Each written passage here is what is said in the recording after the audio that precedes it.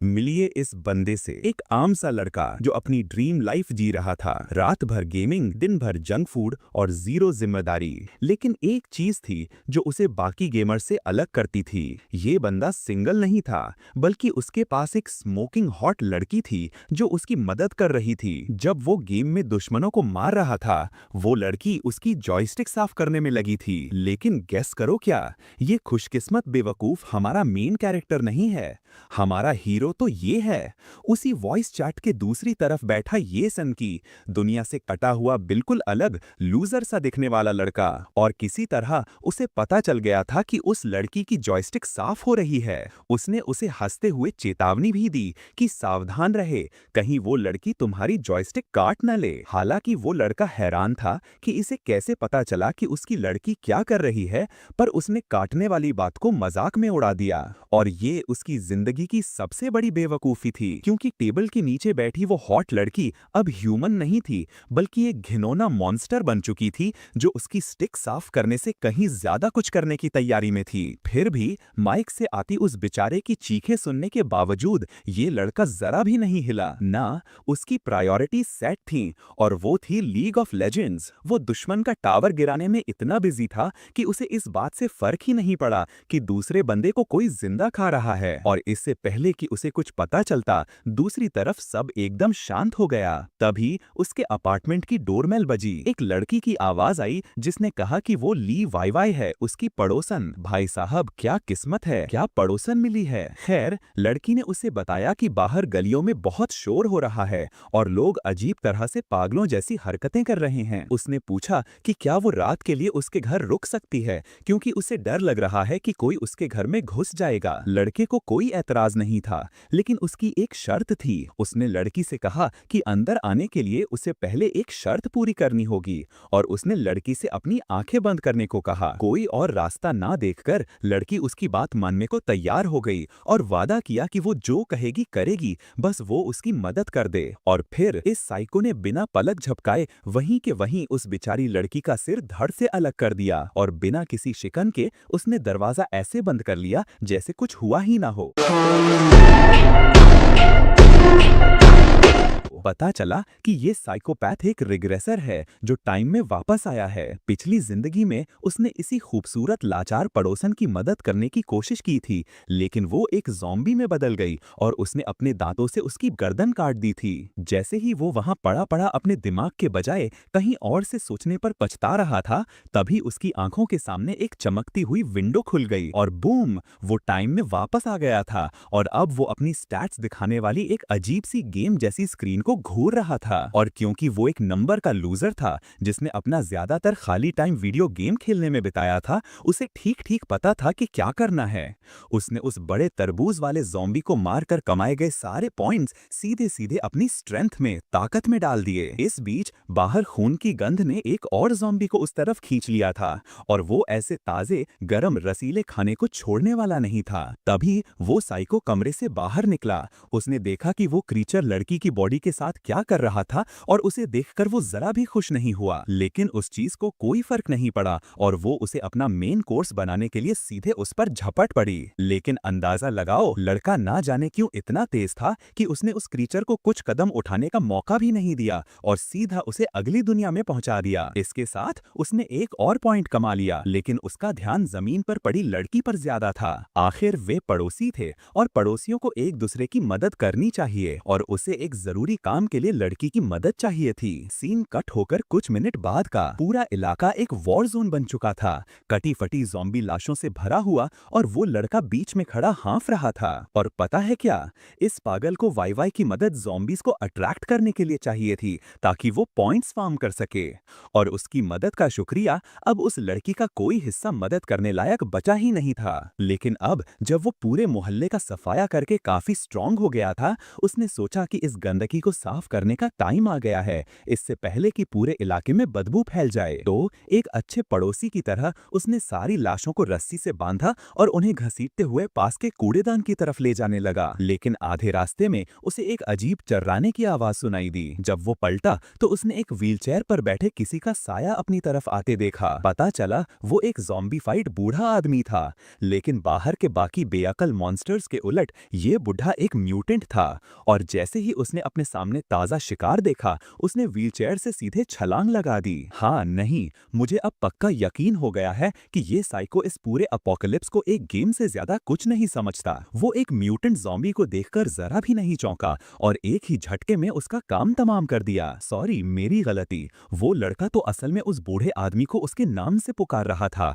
और पूछ रहा था कि क्या वो 7वीं मंजिल तक सिर्फ उसके लिए व्हीलचेयर लाने आया था और उसे व्हीलचेयर क्यों चाहिए होगी। जाहिर है ज़ॉम्बी लाशों को आसानी से ट्रांसपोर्ट करने के लिए। फास्ट फॉरवर्ड, उसने आखिरकार सभी लाशों को ठिकाने लगा दिया था, लेकिन एक चीज अब भी उसे परेशान कर रही थी। अपने सामने लाशों का ढेर देखकर वो गंभीरता से सोच रहा था कि इन्हें गीले कचरे में डाले या रिसाइक्लेबल वाले में। जैसे ही वो इस कचरा संकट से गुजर रहा था, उसे अपने पीछे किसी की मौजूदगी महसूस हुई। मुड़कर देखा तो एक टकला बंदा बैल्कनी पर खड़ा उसकी तरफ हाथ हिला रहा था। पता चला कि ये टकलू उसी बूढ़े आदमी का बेटा था जिसे उसने अभी अभी खचाक किया था और अपनी पिछली जिंदगी में ये बंदा उसे बहुत बुली करता था और यहाँ तक कि उसकी बाइक भी चुरा ली थी। और जब उसने पुलिस को बुलाया तो इस टकलू ने उसे रिपोर्ट करने के लिए मार मार कर अधमरा कर दिया था उसे, और वो भी अपनी तरफ हाथ हिलाते हुए। लड़के ने पूछा कि उसे क्या चाहिए। उसे ऐसी जगह पर असल में बात करते देख वो टकलू जम सा गया, क्योंकि हर कोई जानता था कि जरा सी आवाज भी ज़ॉम्बीज़ को खींचने के लिए काफी थी। लेकिन फिर उसे याद आया कि वो ये ही तो एक बेवकूफ है और उसने इसका फायदा उठाने का फैसला किया। और सोचो जरा, ये बिना बालों वाला बेवकूफ असल में उस लड़के को अपना निजी खच्चर बनाने की सोच रहा था, जो उसके कमरे तक खाना और पानी पहुंचाए। हाँ, तो ऐसा नहीं होने वाला था। लड़के ने उससे कहा कि उसे ऐसा करने के लिए एक अच्छी वजह दे। उसे अचानक अपने सामने अकड़ते देख टकलू थोड़ा चौंक गया, लेकिन उसने शांत रहने का नाटक किया और एक झूठ गढ़ा कि वो एक सीक्रेट बेस के बारे में जानता है जहां वे पनाह ले सकते हैं। इसलिए अगर वो उसकी मदद करता है तो वो उसे अपने साथ वहां ले जाएगा। नहीं, जवाब अभी भी वही था, खुद जाकर ले आ, मुझे फर्क नहीं पड़ता। अब तक टकलू का सब्र जवाब दे गया था और उसने उससे छुटकारा पाने का फैसला किया।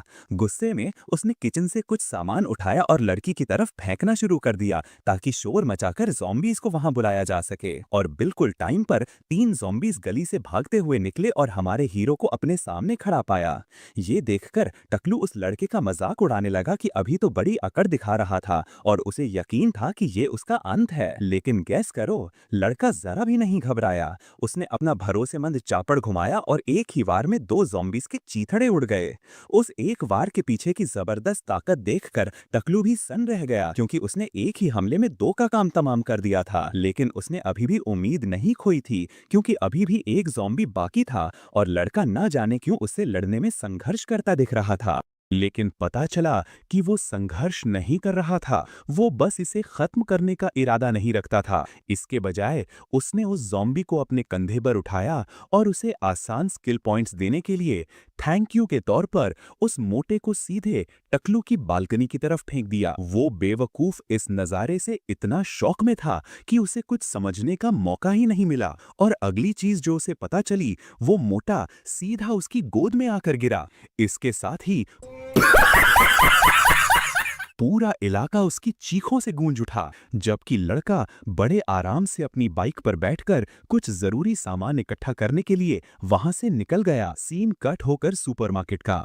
कई म्यूटेंट ज़ॉम्बीज़ को ढेर करने के बाद वो असल में कैशियर से कह रहा था, जो जाहिर है एक ज़ॉम्बी था, कि वो इन सब चीजों के साथ चेकआउट कर रहा है। बाहर आकर उसने देखा कि इतने ज़ॉम्बीज़ को मारने के बाद उसका चापड़ पूरी तरह से बर्बाद हो गया था। लेकिन वो ज्यादा दुखी नहीं था, क्योंकि कम से कम उसने ढेरों सप्लाईज जमा कर लिए थे और यहाँ तक कि किसी सही जगह पर उगाने के लिए कुछ बीज भी हासिल कर लिए थे, ताकि वो आत्मनिर्भर बन सके। जैसे ही वो नए हथियार ढूंढने के बारे में सोच रहा था, वो पास से आती एक गाड़ी के जोरदार हॉर्न से चौंक गया। मुड़कर देखा तो एक बस पूरी रफ्तार से उसकी तरफ आ रही थी और उसके पीछे ज़ॉम्बीज़ की एक पूरी फौज इंजन की आवाज से खींची चली आ रही थी। इससे पहले कि उसे रास्ते से हटने का मौका मिलता, वो बस उसके चेहरे के ठीक सामने थी और उस चकाचौंध रोशनी को देखकर वो जम सा गया, क्योंकि इसने उसे अपने बचपन के एक दर्दनाक ट्रॉमा की याद दिला दी थी। इसके साथ उसकी यादें कुछ साल पीछे चली गईं। वो एक कार में कुछ लोगों के साथ बैठा था और आगे की सीट पर एक औरत उस आदमी पर बुरी तरह चिल्ला रही थी और उसे इस लड़के से छुटकारा पाने के लिए कह रही थी। पता चला जब वो छोटा था उसने एक एक्सीडेंट में अपने माँ बाप को खो दिया था और ये दोनों उसके आंटी और अंकल थे जिन्हें उसकी देखभाल करनी थी। लेकिन सामने की सीट पर बैठी वो औरत न जाने क्यों उस बेचारे बच्चे के खिलाफ थी। उसके इतने चिल्लाने की वजह से बच्चा रोने लगा, अपनी माँ को पुकारने लगा। इससे वो औरत और भी ज्यादा आग बबूला हो गई और उसने बच्चे को धमकी दी कि अगर वो चुप नहीं हुआ तो वो उसकी ऐसी पिटाई करेगी जो वो जिंदगी भर याद रखेगा। डर के मारे वो और जोर जोर से रोने लगा। इससे वो औरत गुस्से से पागल हो गई। उसने अपने पति से तुरंत कार रोकने को कहा, लेकिन उसकी इस बकबक के चक्कर में कार अपने लेन से भटक गई और सड़क के गलत साइड पर पहुंच गई। और वही आखिरी चीज थी जो उसे याद थी। दो चकाचौंध कर देने वाली रोशनियां उसके चेहरे की तरफ आ रही थी। इससे पहले कि वे कुछ कर पाते बहुत देर हो चुकी थी और कार सीधे उस विशाल गाड़ी से जा टकराई। वापस प्रेजेंट में आते हैं। वो लड़का उसी दिन को याद करके बुत बना खड़ा था। तभी उसे बस के अंदर से एक आदमी की आवाज आई जो उसे अपने साथ ले जाने की पेशकश कर रहा था। लेकिन जब लड़के ने कोई जवाब नहीं दिया तो उस आदमी ने उसे याद दिलाया कि अगर उसने उसका ऑफर नहीं लिया तो ज़ॉम्बीज़ उसकी आंतें नोच डालेंगे और वो मारा जाएगा। पर लड़के की तरफ से अब भी कोई जवाब नहीं आया। ये देखकर उस आदमी ने वहां से निकलने का फैसला किया, लेकिन तभी पीछे से एक चश्मिश लड़का भागता हुआ आया जिसने कहा कि उन्हें उस आदमी की मदद करनी चाहिए। इससे पहले कि वो अपनी बात पूरी कर पाता, उस आदमी ने अपना चाकू सीधे उसके गले की तरफ घुमाया और उसे बस से बाहर फेंक दिया ताकि वो बाहर खड़े उस बेवकूफ के साथ ही मरे जिसकी उसे इतनी चिंता हो रही थी। अगली चीज जो उस बेचारे चश्मिश ने देखी वो थी तेजी से दूर जाती बस। जहां तक ड्राइवर का सवाल था, वो हमारे लड़के को बेवकूफ कह रहा था कि उसने उसका ऑफर ठुकरा दिया और उसे यकीन था कि वो ज़ॉम्बीज़ की उस भीड़ से नहीं बच पाएगा। लेकिन उसे क्या पता था कि उस दिन को याद करने के बाद लड़के के अंदर कुछ टूट गया था और इसी वजह से उसने अभी मरने से इनकार कर दिया था, क्योंकि उसने बचपन में अपनी माँ से एक वादा किया था कि जब वो बड़ा होकर एक बहादुर और दयालु इंसान बनेगा तो वो एक बार फिर उसके सामने आएंगी। उसी वादे के कारण वो जिंदा रहने के लिए किसी भी हद तक जाने को तैयार था। इसी के साथ उसने अपनी पूरी ताकत लगाकर वो टूटा हुआ चापड़ बस की तरफ फेंक मारा और वो चीज सीधे बस के टायर में जा घुसी। इस वजह से ड्राइवर ने बस पर से कंट्रोल खो दिया और वो पास के खंभे के जा टकराई और पूरी बस पलट गई। किसी तरह वो ड्राइवर अब भी जिंदा था, लेकिन उस विशाल चीज के नीचे फंसा हुआ था। तभी हमारा लड़का अपनी बाइक पर उसके पास पहुंचा। उसने उस आदमी को गिड़गिड़ाते हुए सुना। वो माफी मांग रहा था, कह रहा था कि उसे अपनी गलती का एहसास हो गया है। लेकिन हमारे हीरो ने कहा कि ऐसी बात नहीं है। उसने समझाया कि उसे अभी भी अपनी गलती का एहसास नहीं हुआ है, वो बस इसलिए डरा हुआ है क्योंकि वो मरने वाला है। मुस्कुराते हुए उसने उस आदमी को तसल्ली दी कि चिंता न करे, क्योंकि उसने उसके दोस्त को उसे ढूंढते हुए देख लिया है और वो जल्द ही यहाँ पहुंच जाएगा। उस आदमी को जरा भी यकीन नहीं हुआ कि इस अपोकलिप्स में उसका कोई दोस्त अचानक से कहां से टपक पड़ेगा। वो चिल्लाया कि रुको और मुझे बचाओ, लेकिन पता है क्या, लड़का झूठ नहीं बोल रहा था। उसका दोस्त वो चश्मिश सच में उसे ढूंढ रहा था और जो कुछ ड्राइवर ने उसके साथ किया था उसके बाद वो जरा भी खुश नहीं लग रहा था। और इसी के साथ पूरा इलाका उस ड्राइवर की चीखों से गूंज उठा, क्योंकि ज़ॉम्बीज़ की वो फौज उसके जिस्म को नोच रही थी। सीन कट होकर हमारे हीरो पर जो अपनी अगली मंजिल की तरफ बढ़ रहा था। तभी उसे एक औरत की आवाज सुनाई दी। मुड़कर देखा तो एक माँ और बेटी एक अपार्टमेंट में पनाह लिए हुए थे और उसे ही बुला रहे थे। लड़का जानता था कि माजरा क्या है, लेकिन वो छोटी बच्ची बहुत कमजोर और भूखी लग रही थी, इसलिए उसने उनसे मिलने का फैसला किया। कुछ मिनट बाद वो उनके घर के बाहर पहुंचा और जैसा उसने सोचा था, वो औरत घुटनों पर बैठी भीख मांग रही थी कि क्या वो उन्हें थोड़ा खाना दे सकता है, बस इतना कि उसकी बेटी खा सके, क्योंकि उसका पति पहले ही मर चुका था और उनके पास राशन खत्म हो गया था। लड़के को कोई दिक्कत नहीं थी, लेकिन वो मुफ्त में खाना बांटने के मूड में नहीं था। उसे बदले में कुछ चाहिए था, खास तौर पर पैसे। ये सुनकर वो औरत हैरान रह गई, क्योंकि इस ज़ॉम्बी भरी दुनिया में पैसे की कोई कीमत नहीं थी। तभी उसकी नजर घर के अंदर किसी चीज पर पड़ी और वो वहीं जम गया। पता चला कि वो एक तरह की तलवार थी। ये देखकर कि वो उस चीज में इंटरेस्टेड लग रहा है, वो औरत उसे बाहर ले आई। उसने बताया कि ये उसके पति की है, जिसे वीडियो गेम खेलना बहुत पसंद था। अरे, मुझे लगा ये कोई जबरदस्त मैजिक हथियार होगा। ये तो फ्रॉस्टमॉर्न का रेप्लिका निकला, जिसे वॉरक्राफ्ट के लिच किंग की ब्लेड भी कहते हैं। ये सुनकर लड़का सुपर एक्साइटेड हो गया कि औरत उसे इतना रेयर कलेक्टेबल आइटम दे रही है, लेकिन वो भी मुफ्तखोर नहीं था। उसने औरत से कहा कि वो इसे मुफ्त में नहीं लेगा। उसने कहा कि जब भी वो किसी मुसीबत में हो, बस उसे एक कॉल करें और वो उन्हें बचाने के लिए दौड़ता हुआ आएगा। बाहर आकर उस तलवार को घुमाने लगा और असली ज़ॉम्बीज़ पर आजमाने के लिए बेचैन था कि ये गोश्त और हड्डियों को कितनी अच्छी तरह काट सकती है। जैसे ही वो तलवार के साथ खेल रहा था, उसे अचानक एक औरत की चीख सुनाई दी और उसके बाद किसी के चिल्लाने की आवाज आई, मर जा। इससे पहले कि वो कुछ समझ पाता, एक औरत धड़ाम से उसके चेहरे के ठीक सामने आकर गिरी, जिससे लड़का चौंक गया। ऊपर देखा तो एक मोटा आदमी बालकनी से नीचे उस औरत को घूर रहा था। वो गुस्से में था कि उसे इतने टाइम तक ट्रेन करने के बाद भी वो पलटकर हमला करती रही। हे भगवान, मैं बस उम्मीद करता हूँ कि इस घटिया आदमी को दुनिया की सबसे बुरी मौत मिले। वो उस औरत को चीज कह रहा था और बड़बड़ा रहा था कि उसे ऐसे बाहर फेंकना बस एक वेस्ट था। हमारे हीरो ने उस औरत के जिस्म पर जुल्म के निशान देखे और सोचा कि जिंदा रहते हुए उसे कितनी अमानवीय पीड़ा सहनी पड़ी होगी। ऊपर से उस औरत के चेहरे पर जो भाव थे, उसे देखकर हीरो का दिल बैठ गया, क्योंकि इसने उसे अपनी माँ की याद दिला दी, जो उसके पिता को ठीक इन्हीं नजरों से देखा करती थी। गुस्से में वो उस आदमी की तरफ पलटा और पूछा कि क्या उसी ने इस लड़की की ये हालत की है। उसे खुले में खड़ा देखकर वो आदमी हैरान हुआ, क्योंकि कोई भी इतना बेवकूफ नहीं होगा जो इतने ज़ॉम्बीज़ के होते हुए इस टाइम गलियों में घूमे। उसे नजरअंदाज करते हुए वो घटिया आदमी उस लड़के पर चिल्लाने लगा कि दफा हो जाए और साफ कर दिया कि ये पूरी बिल्डिंग उसका इलाका है, यहाँ रहने वाली सभी औरतों के साथ, इसलिए वो उनके साथ जो चाहेगा करेगा। ये सुनकर लड़के को एहसास हुआ कि उसे कुछ करना होगा, क्योंकि जब तक ये कमीना आसपास है, वो माँ और बेटी लगातार खतरे में रहेंगी। ये सोचकर उसने उस औरत की बेजान लाश को उठाया और उस आदमी से पर्सनली मिलने की तैयारी की। जहां तक उस घटिया आदमी का सवाल था, जिसकी सोच गटर में थी, उसने सोचा कि ये लड़का इतना बेताब है कि वो उस औरत की लाश को अपने लिए ले जा रहा है। वो हैरान हुआ, लेकिन जल्दी ही उसका इंटरेस्ट खत्म हो गया और उसने जाने का फैसला किया। उसने लड़के को चेतावनी दी कि अगर वो दोबारा इस इलाके में दिखा तो वो उसे भी उसी औरत की तरह खत्म कर देगा। इतना कहकर वो अंदर चला गया और पता है इसके बाद उसका प्लान क्या था? वो कल सुबह बाहर जाकर किसी दूसरी औरत को ढूंढने वाला था, जिस पर वो अपना गुस्सा निकालकर खुद को ठंडा कर सके। हे भगवान, प्लीज इस दरिंदे को सबसे बुरी सजा देना। बिल्कुल सही टाइम पर उसे अपने दरवाजे पर दस्तक सुनाई दी और वो चौंक गया। ये सोचकर कि शायद कोई ज़ॉम्बी भटक रहा होगा, उसने अपना बैट उठाया और पीप होल से बाहर झांका। जैसे ही उसने छेद से बाहर देखा, तो बेटा एक काम कर, सरसों का तेल लगा के उल्टा लेट जा। उसे उसी औरत का चेहरा दिखा जिसे उसने अभी अभी अपनी बालकनी से फेंका था। वो इतना डर गया कि जमीन पर गिर पड़ा। उसे लगा कि वो ज़ॉम्बी बनकर बदला लेने आई है। तभी उसे हमारे हीरो की आवाज आई, जो उसे दरवाजा खोलने के लिए कह रहा था। ये देखकर कि ये वही पहले वाला लड़का है, वो वापस उठा और चिल्लाया कि दफा हो जाए, इससे पहले कि वो बाहर आकर उसे अपने हाथों से मार डाले। जब लड़के ने कोई जवाब नहीं दिया तो उसने ज़ॉम्बीज़ को बुलाने के लिए शोर मचाने का फैसला किया, ताकि वो मॉन्स्टर्स को उस लड़के के चीथड़े उड़ाते देख सके। लेकिन इससे पहले कि वो अपना मुंह खोल पाता, लड़के ने एक ही किक में दरवाजे को कब्जों से उखाड़ दिया और वो सीधा उस मोटे बेवकूफ के मुंह पर जा गिरा।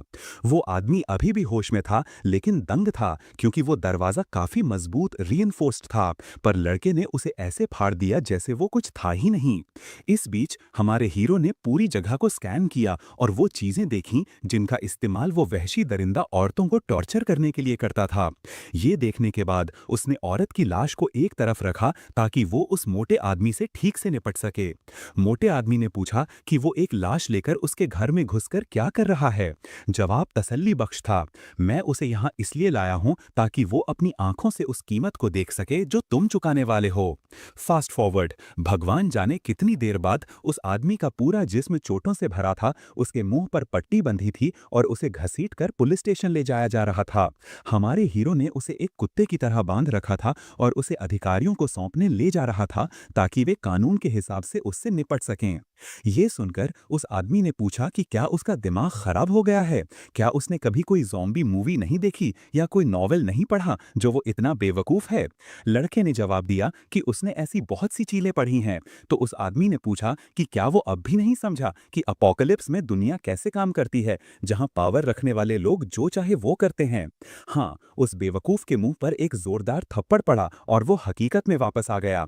लड़के ने उसे याद दिलाया कि ये कोई नॉवल या मूवी नहीं है और पूछा कि क्या उसे फिक्शन और हकीकत में फर्क नहीं पता।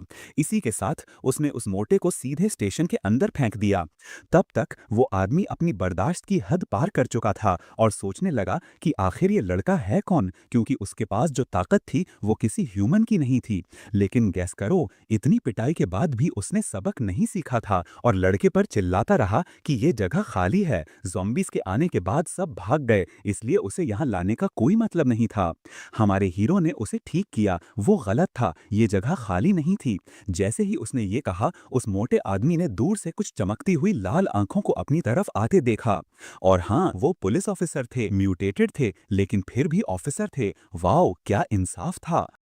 बात तो सही है। अगले चैप्टर में एक बड़ी लाइब्रेरी के बाहर एक बख्तरबंद गाड़ी, आर्मर्ड व्हीकल खड़ी थी, जिसमें से कोई किसी को गार्ड पर रहने का निर्देश दे रहा था और अगर उन्हें कोई ज़ॉम्बी दिखे तो उन्हें तुरंत वहां से निकल जाना था। पता चला ये ऑर्डर देने वाली एक तंदुरुस्त लड़की थी जिसका नाम लाओ रोंग था, जो जाहिर तौर पर इन सिम्प्स के झुंड की लीडर थी, जो उसके विशाल, मेरा मतलब है इस ज़ॉम्बी भरी दुनिया में सर्वाइवल के विशाल ज्ञान के कारण उसके पीछे पीछे घूमते थे। अगले ही पल वे बाहर से बिल्डिंग को स्कैन कर रहे थे और उन बेवकूफों में से एक ने विशाल स्ट्रक्चर के अंदर बस एक झलक देखकर यह नतीजा निकाल लिया कि बिल्डिंग खाली है, अंदर कोई ज़ॉम्बी नहीं है।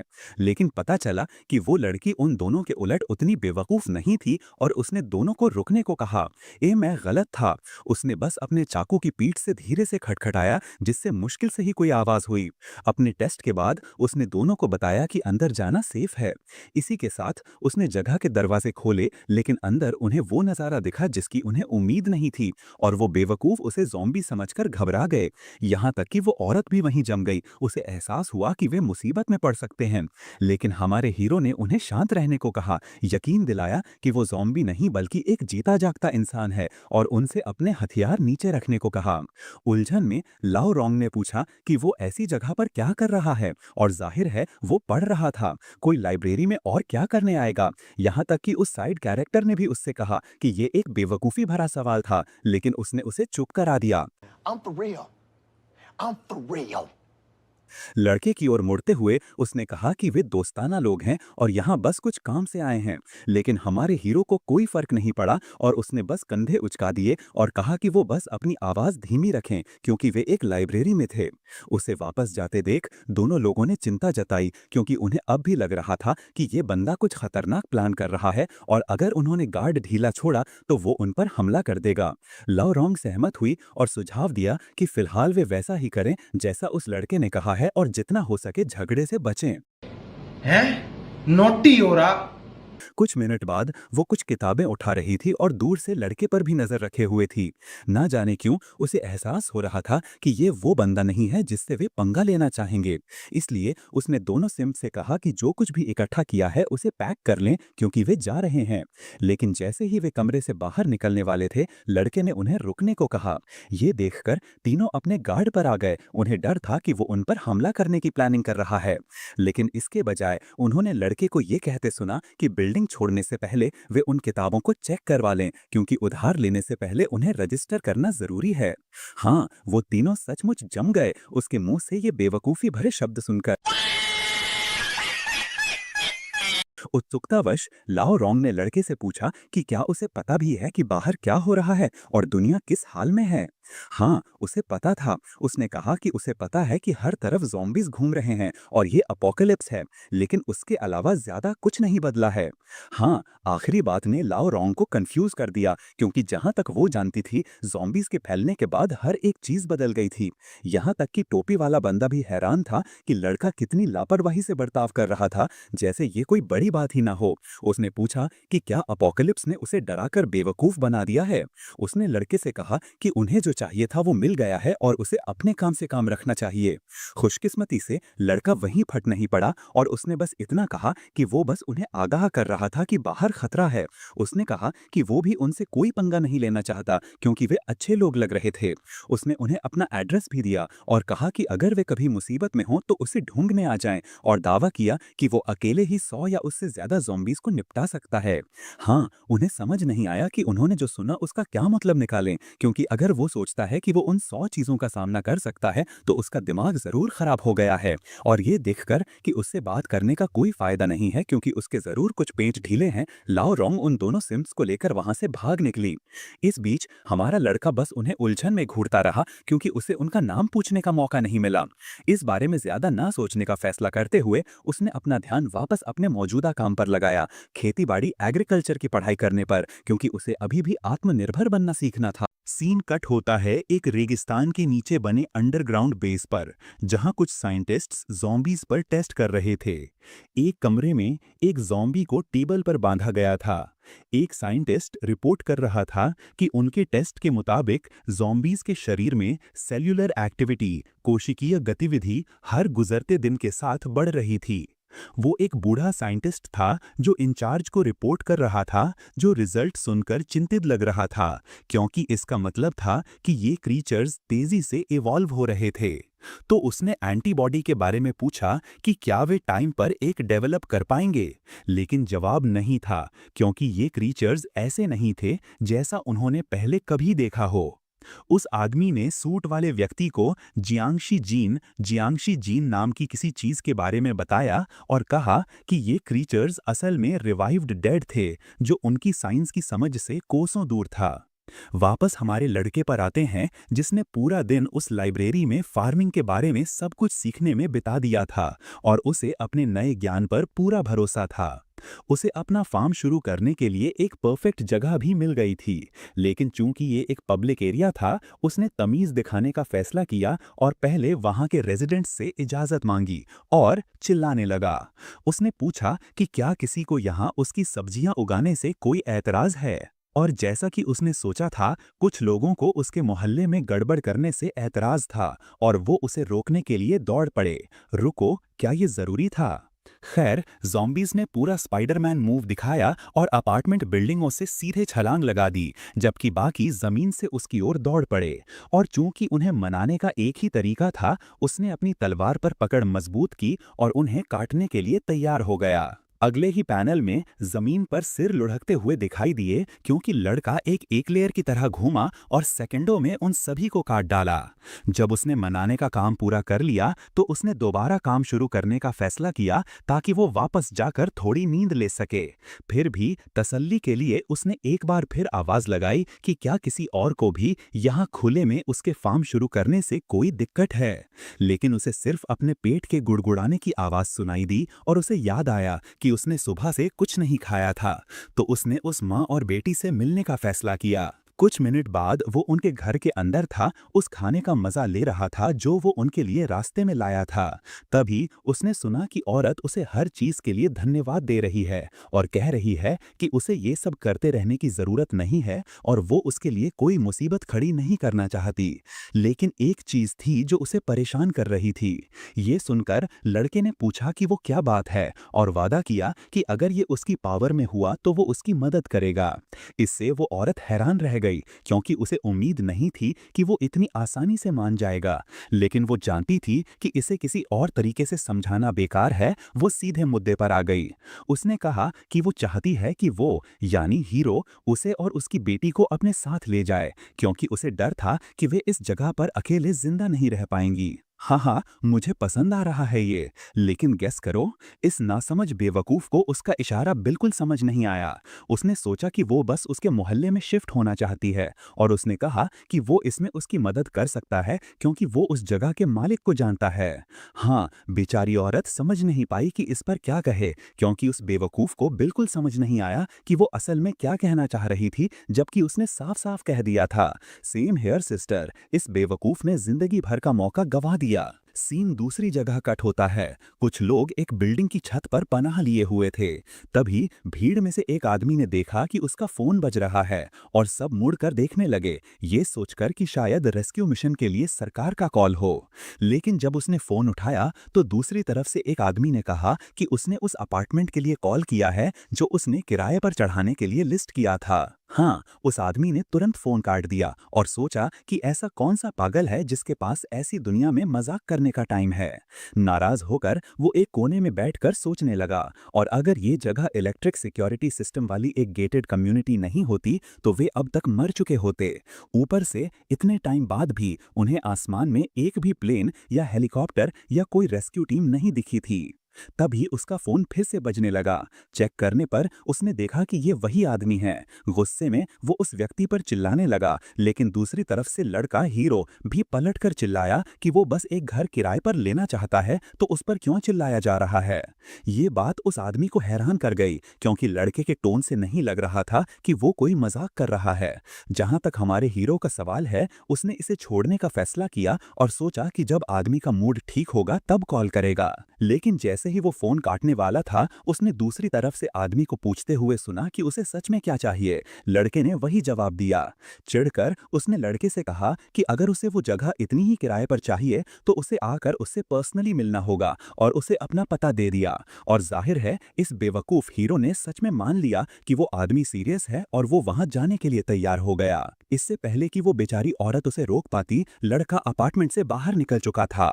सीन कट होता है उस आदमी पर जिसके पास उसका एक दोस्त आया, जिसने उसे पहले चिल्लाते हुए देखा था और पूछा कि क्या सब ठीक है। एक तरफ खींचकर उस दोस्त ने कहा कि उसे भूल जाओ क्योंकि उसे कुछ जरूरी बात करनी है। उस आदमी ने यानी दोस्त ने समझाया कि उसने अभी अभी उनके पास बचे सप्लाईज का हिसाब लगाया है और महसूस किया है कि उनके पास मुश्किल से आधा महीना चलने लायक ही सामान बचा है। ये एक गंभीर समस्या थी, क्योंकि बाहर खाना ढूंढने जाना मतलब सीधे सीधे मौत थी। लेकिन पता है क्या, उस काले बालों वाले आदमी के पास एक प्लान था। उसने सुझाव दिया कि वे उन 4 बूढ़े लोगों से छुटकारा पा लें, क्योंकि उन्हें आसपास रखने का कोई मतलब नहीं था। नीले बालों वाले आदमी ने उसे याद दिलाया कि वे खुलेआम ऐसा नहीं कर सकते, क्योंकि बाकी लोग शायद नहीं मानेंगे। इसके अलावा जिस राशन को वे बचाने की इतनी कोशिश कर रहे थे, वो असल में उन्हीं 4 बूढ़े लोगों का था जो वे उन सब के साथ बांट रहे थे। लेकिन बेवकूफ नंबर 2 के पास एक प्लान था, इसलिए उसने उस आदमी से कहा कि वो हिस्सा उस पर छोड़ दे, क्योंकि उसने पहले ही सब कुछ सोच रखा है। उसने समझाया कि एक बार जब वे उन 4 को ठिकाने लगा देंगे तो अगला निशाना बाकी बचे हुए मेल सर्वाइवर्स होंगे। और जहां तक औरतों की बात है, ओ बॉय, उनके लिए तो उनके पास बड़े प्लान थे। पहले वे बदसूरत औरतों से छुटकारा पाएंगे और खूबसूरत चेहरों वाली को रखेंगे पूरी दुनिया को फिर से रीपॉपुलेट करने के लिए। सीन कट होता है हमारे हीरो पर, जो बड़े आराम से गलियों में साइकिल चलाता हुआ उस आदमी से मिलने जा रहा था और उसके पीछे ज़ॉम्बीज़ की एक पूरी फौज पड़ी थी। उसकी जर्जर बाइक की आवाज ने पास के कुछ सर्वाइवर्स का ध्यान खींचा, जो बस खड़े होकर इस पागल को अपोकलिप्स के बीच पैडल मारते देख रहे थे। उसकी उस खटारा हिलती डुलती बाइक को देखकर उन्हें पक्का यकीन था कि वो ज्यादा दूर नहीं जा पाएगा। काश उन्हें पता होता कि वे किस दर्जे के पागल से पाला पड़ा है। सारी उम्मीदों के खिलाफ वो एक पीस में यानी सही सलामत उस जगह पहुंच गया, और वो जगह एक बेहद आलीशान इंसेनली लग्जूरियस मोहल्ला निकला। लेकिन पीछे मुड़कर देखने पर उसने पाया कि सारे ज़ॉम्बीज न जाने कहां गायब हो गए थे। सीन कट होता है बिल्डिंग की छत पर। सब इकट्ठा थे और कुछ डिस्कस कर रहे थे। पीछे की तरफ वो 2 बूढ़े जोड़े थे जो चुपचाप सब सुन रहे थे। उन लोगों की प्लानिंग सुनने के बाद उस प्यारे से बूढ़े जोड़े ने विरोध करने की कोशिश भी नहीं की, क्योंकि वे जानते थे कि इस दुनिया को दोबारा बनाने के लिए नौजवानों की जरूरत है, और वे अब उन पर एक बोझ से ज्यादा कुछ नहीं थे। बाईं तरफ जो आदमी थे वो वांग जिंगुओ थे, एक रिटायर्ड सोल्जर, और उनकी पत्नी सू गिफिन, एक रिटायर्ड मिलिट्री डॉक्टर, जिन्हें अपने पति के फैसले पर कोई एतराज नहीं था। भाई, ये नज़ारा देखकर मेरा दिल भर आया। उनके साथ एक और बूढ़े आदमी थे जिनका नाम झाओ एजुन था, एक रिटायर्ड मिलिट्री इंजीनियर जो वांग जिंगुओ के फैसले से भी सहमत थे। और उनके साथ थी उनकी पत्नी ली यानयान, एक रिटायर्ड टीचर जो भले ही ऊपर से सख्त दिख रही थी पर अपने पति से बेइंतहा प्यार करती थी। तभी उन बेरहम बेवकूफों की भीड़ उस जोड़े के पास पहुंची और पता है वे क्या प्लान कर रहे थे? वे उन चारों को ज़ॉम्बीज के लिए चारे के तौर पर बिल्डिंग से नीचे फेंकने वाले थे। मैं बस उम्मीद करता हूं कि इन सभी को वो मिले जिसके वे हकदार हैं। जहां तक खुद मास्टरमाइंड का सवाल था, उसका उन औरतों को किसी के साथ शेयर करने का कोई इरादा नहीं था, क्योंकि एक बार जब वे दूसरे आदमियों से छुटकारा पा लेते तो वो अपने पार्टनर चेन गैंग को अपने हाथों से ठिकाने लगाने और उन औरतों को अपने लिए रखने की प्लानिंग कर रहा था।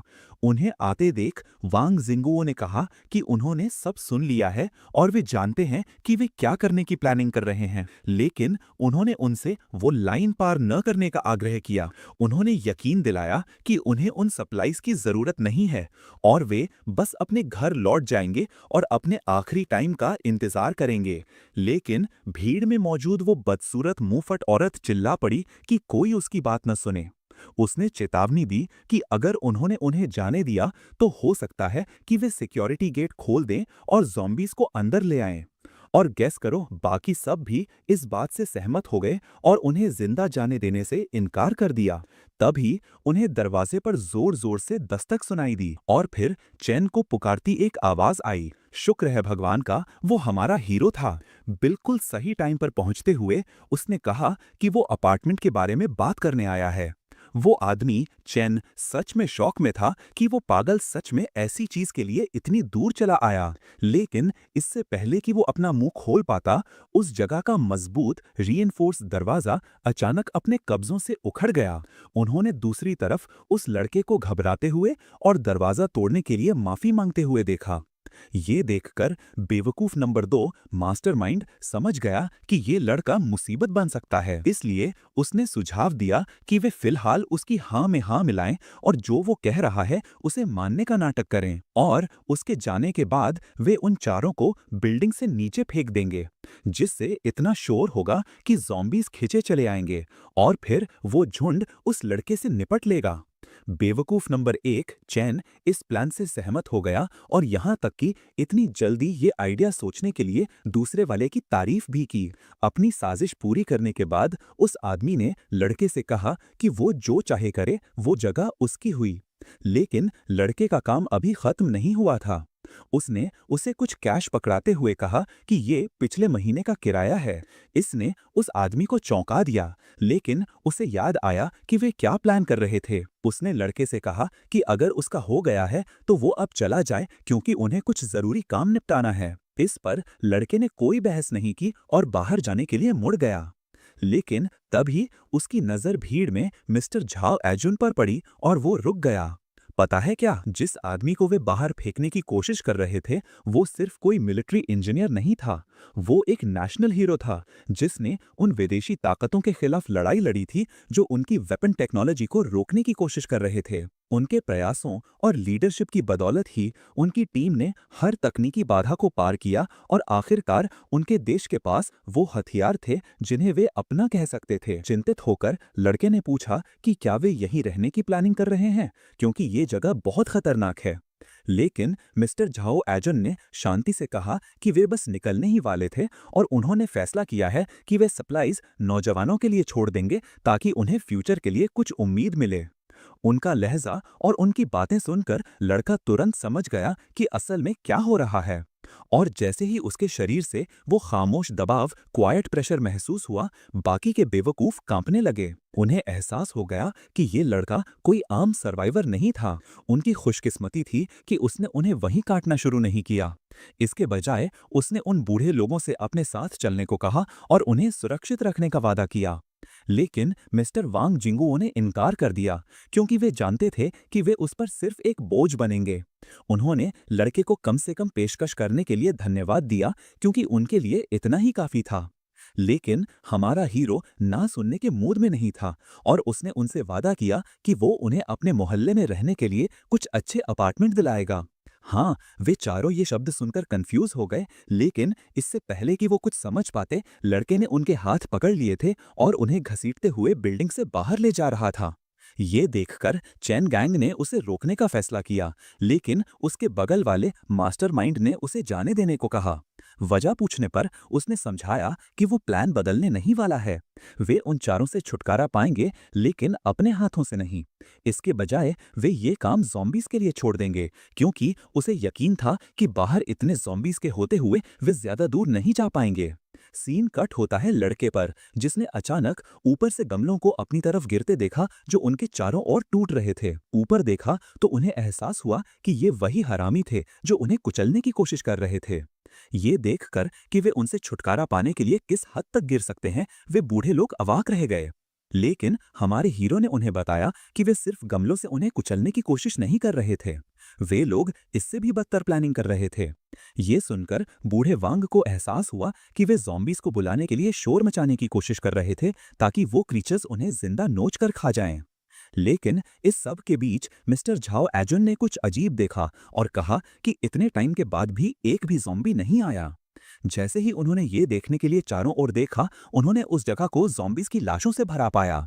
ये नज़ारा देखकर झाओ एजुन ने सोचा कि क्या किसी ने उन क्रीचर्स को मारने में सक्षम कोई हथियार डेवलप कर लिया है, लेकिन बूढ़े वांग ने उन्हें याद दिलाया कि इतने कम टाइम में ऐसा कुछ करना नामुमकिन था। तभी उन्हें एहसास हुआ। वे अपने सामने खड़े उस बेवकूफ़ हीरो की तरफ मुड़े और समझ गए कि उसी ने अकेले इन सभी क्रीचर्स को खत्म किया है। जब लड़के ने इसकी पुष्टि की तो उनके मुंह खुले के खुले रह गए कि इस दुबले पतले दिखने वाले लड़के ने उन सभी मॉन्स्टर से लड़ाई की और उसे एक खरोंच तक नहीं आई। तब तक छत पर मौजूद बेवकूफों ने भी नोटिस किया कि कुछ गड़बड़ है, क्योंकि इतना शोर मचाने के बाद भी एक भी ज़ॉम्बी नहीं आया। तभी उस मोटे वाले ने दूर ज़ॉम्बीज़ की लाशों को देखा। ये सुनकर चैन गैंग ने खुद देखने का फैसला किया, क्योंकि इतने सारे ज़ॉम्बीज़ का सफाया करना नामुमकिन होना चाहिए। लेकिन जैसे ही उसकी नज़र उन क्रीचर्स पर पड़ी, वो जम गया। उसे एहसास हुआ कि वो मोटा सच कह रहा था। इससे पहले कि वो सिचुएशन को समझ पाता, उस हरामी झाओ ने अचानक न जाने कहां से आकर उस मोटे आदमी को छत से सीधे नीचे धकेल दिया। इस अचानक हुई हरकत ने सबको चौंका दिया, लेकिन वो आदमी अब भी पूरे कॉन्फिडेंस में उनसे घूरना बंद करने को कहा। उसने समझाया कि चीजें फेंकने से कोई ज़ॉम्बी अट्रैक्ट नहीं हो रहा था, इसलिए उसने दूर के ज़ॉम्बीज़ को लुभाने के लिए ताज़े गोश्त और खून की गंध का इस्तेमाल करने का फैसला किया। और हद तो तब हो गई जब बाकी के पागलों ने बहस भी नहीं की। उन्होंने उस प्लान को सोचने के लिए उसकी तारीफ की। इस बीच जमीन पर मौजूद सभी लोग अपने पीछे कुछ गिरने की आवाज से चौंक गए। मुड़कर देखा तो वो एक इंसान था। बूढ़े लोगों को समझ नहीं आया कि क्या हो रहा है, लेकिन लड़का समझ गया और जैसा उसे डर था, खून की गंध हवा में फैल गई जो दूर के ज़ॉम्बीज़ तक पहुंच गई और वे सभी ताजे मांस के लिए उस जगह की ओर भागने लगे। झुंड को गेट के बाहर इकट्ठा होते देख ऊपर बैठे बेवकूफ जश्न मनाने लगे। उन्हें यकीन हो गया कि अब वे नहीं बच पाएंगे। यहाँ तक कि बेचारे बूढ़े लोगों को भी एहसास हो गया कि अब उन्हें बचाने वाला कोई नहीं है।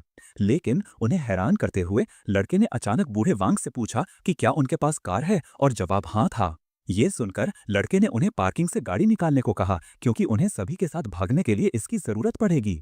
जहां तक उसकी बात थी, उसे जगह छोड़ने से पहले कुछ और काम निपटाना था। उसने उन्हें निर्देश दिया कि जब तक वो वापस न आए, वे कार तैयार रखें। उसे सीधे ज़ॉम्बीज़ की तरफ भागते देख बूढ़े लोगों ने सोचा कि वो खुद को चारे के तौर पर इस्तेमाल कर रहा है, ताकि उन्हें भागने का मौका मिल सके। इसलिए उन्होंने लड़के को रोकने की कोशिश की, लेकिन उनकी पत्नियों ने उन्हें याद दिलाया कि लड़का बेवकूफ नहीं लगता और शायद ऐसा करने की उसके पास कोई वजह होगी। उन्होंने सुझाव दिया कि वे फिलहाल जैसा वो कह रहे हैं और उसके लिए और मुसीबत खड़ी ना करें। तब तक हमारा लड़का गेट के सामने पहुंच गया था और उसने उस जगह को अनडेड शिखेरा हुआ पाया था। इस बीच छत पर बेवकूफ चेन गैंग ने कुछ गड़बड़ देखी और झाओ मास्टरमाइंड से कहा कि लड़का भागने की बजाय सीधे ज़ॉम्बीज़ की तरफ भाग गया। लेकिन झाओ बस हंस पड़ा और कहा कि वो शायद इतना डर गया है कि उसके दिमाग ने काम करना बंद कर दिया है। चेन जानता था कि लड़का कुछ और ही प्लान कर रहा है, लेकिन उसने झाओ से सहमत होने का नाटक किया और कहा कि उसने खुद ही ज़ॉम्बीज़ के लिए गेट भी खोल दिया। लेकिन तभी उसने अचानक उसे हीरो को फिर फिर से भागते हुए देखा। झाओ ने उसे याद दिलाया कि जब कोई अपने सामने मौत देखता है तो ऐसा करना स्वाभाविक है, लेकिन फिर उसने और करीब से देखा और जम लिया।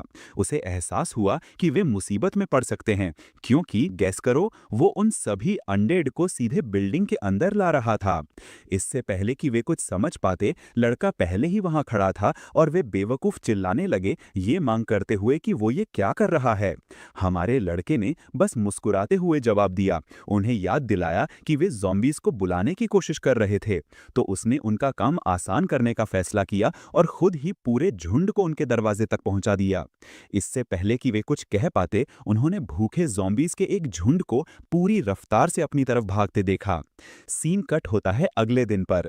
हमारे हीरो का पूरा अपार्टमेंट एक बार फिर से गुलजार था। सब उस खूबसूरत मिल्फ, जिसका नाम मुझे अभी भी नहीं पता, के बनाए लजीज खाने का मजा ले रहे थे।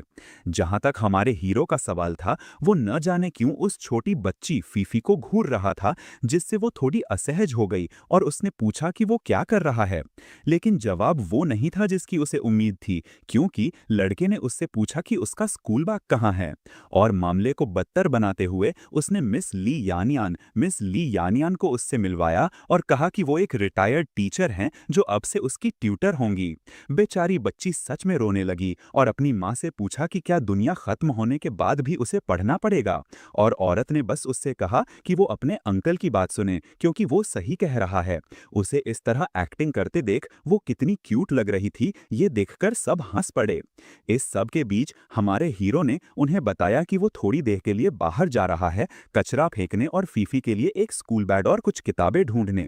ये सुनकर बेचारी बच्ची और भी डर गई, क्योंकि इसका मतलब था कि वो मजाक नहीं कर रहा था। सीन कट होता है बाहर का। कुछ ज़ॉम्बीज एक बिल्डिंग में घुसने की कोशिश कर रहे थे, लेकिन तभी न जाने कहां से दो तीर आए और उन दोनों का काम तमाम कर दिया। पता चला कि ये लाइब्रेरी वाला वही टोपी वाला बंदा था जो गलियों की हालत के बारे में रिपोर्ट कर रहा था, जो फिलहाल काफी खाली थी। लेकिन दुकानें एक अलग ही कहानी थी, क्योंकि उसने अभी कुछ टाइम पहले ही ज़ॉम्बीज के एक झुंड को उस जगह घुसते देखा था। ये सुनकर बॉस लेडी ने सभी को उस इलाके से फिलहाल दूर रहने को कहा, क्योंकि उनके पास अभी भी एक हफ्ते तक चलने के लिए काफी राशन था और पानी की भी कोई समस्या नहीं थी, क्योंकि किसी तरह वाटर प्लांट अभी भी चल रहे थे। उसे यकीन था कि उस जगह पर अभी भी कुछ सर्वाइवर्स हैं जो उसे चला रहे हैं। उनकी बातचीत के बीच ही एक जोरदार धमाके ने पूरी जगह को हिला दिया। उस तरफ मुड़कर उन्होंने देखा कि पूरा इलाका आग की लपटों में घिरा था, जो आसपास के हर ज़ॉम्बी को सीधे उनके छिपने की जगह की तरफ खींच रहा था। इससे लाओ रोंग चिढ़ गई, क्योंकि इसका मतलब था कि उन्हें किसी और की बेवकूफ़ी की वजह से हुई गंदगी को साफ करना होगा। वो सोच रही थी कि ऐसा कौन बेवकूफ़ हो सकता है।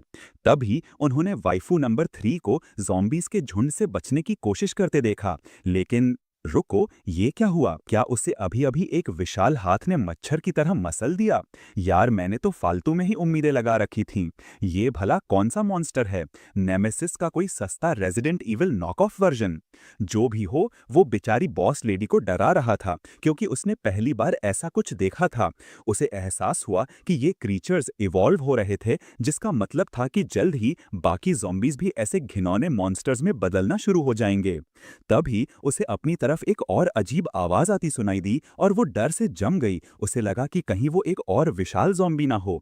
लेकिन गेस करो, वो हमारा लड़का था, जिसने एक विशाल कूड़ेदान को सीधे उस जायंट ज़ॉम्बी पर दे मारा, जिससे वो हवा में उड़ता चला गया। पता चला कि इतने सारे ज़ॉम्बीज़ को मारने के बाद उसकी स्ट्रेंथ आखिरकार 45 स्टैमिना और 40 सुपर ह्यूमन के साथ मैक्स आउट हो गई थी, और इंटेलिजेंस का कोई नामो निशान नहीं था। तभी तो वो एक नंबर का इडियट है। खैर, उस बड़े वाले को ठोकने के बाद उसने कूड़ेदान उठाया और सारे ज़ॉम्बीज़ को वहां से दूर ले जाने लगा। इस बीच लाओ रोंग, जो चुपचाप सब देख रही थी, उस लड़के को पहचान गई और जम सी गई। वही हाल बाकी दोनों का भी था, क्योंकि ये वो आखिरी इंसान था जिसे वे इस जगह पर देखने की उम्मीद कर रहे थे। ऊपर से वो दुनिया के किसी डर के बिना सभी ज़ॉम्बीज़ को वहां से दूर भगा रहा था। फास्ट फॉरवर्ड, वो आखिरकार कूड़ेदान खाली करने के लिए जगह पर पहुंचा, लेकिन देखा कि वो जगह बंद थी, इसलिए उसने जाने और कोई दूसरी जगह ढूंढने का फैसला किया। तभी उसे कुछ पंचिंग बैग जैसे दिखने वाले इडियट्स ने देख लिया, जो जाहिर तौर पर मुसीबत मोल लेना चाह रहे थे। उन्हें अपनी तरफ बुलाते सुनकर लड़के ने पूछा कि क्या उन्हें कुछ काम है, और अगर नहीं तो वो बिजी है क्योंकि उसे ये चीज कहीं खाली करनी है। ये सुनकर कि वो बेवकूफ दुनिया के खत्म होते टाइम में भी कचरा फेंकने की जगह ढूंढ रहा है, वे आदमी उसका मजाक उड़ाने लगे। लेकिन जाहिर है लड़के को ये सब पसंद नहीं आया। उसने उनकी तरफ देखा और पूछा कि क्या कचरा फेंकना उनके लिए कोई बहुत बड़ी स्किल है। फिर उन्हें और जलाने के लिए उसने उनका कचरा भी साफ करने का ऑफर दिया, क्योंकि वे खुद तो कुछ करने से रहे।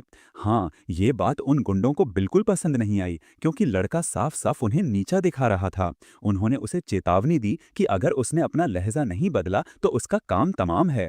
लड़के ने उनकी बकवास पर जरा भी ध्यान नहीं दिया और वहां से निकलने लगा, और अपना सारा कचरा उनके ठिकाने के ठीक सामने छोड़कर।